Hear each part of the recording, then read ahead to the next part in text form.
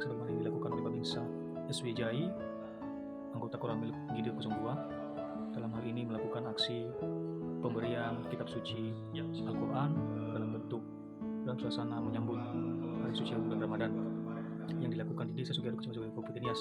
Ya, silakan. Kalau nggak salah bulan Februari kemarin kami ke Balai Desa Sugihara untuk mengambil data-data saudara-saudara kami. Kami mengambil data berapa warga waktu itu sudah dikasih kami dan mungkin hari ini hasilnya akan diberikan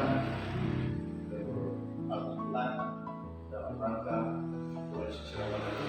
Jadi kami dari Koramil 02 Gide ini program dari TNI untuk membagikan Al-Quran kepada saudara-saudara kami yang berbahasa Muslim.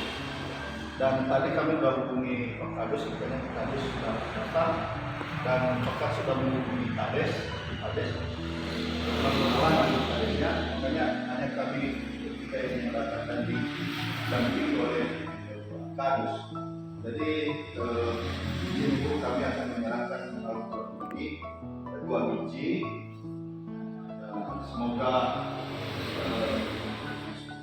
bermanfaat untuk saudara-saudara kami yang Muslim di Desa Sugihara ini, dan kami tidak lupa mengucapkan selamat menunaikan ibadah puasa.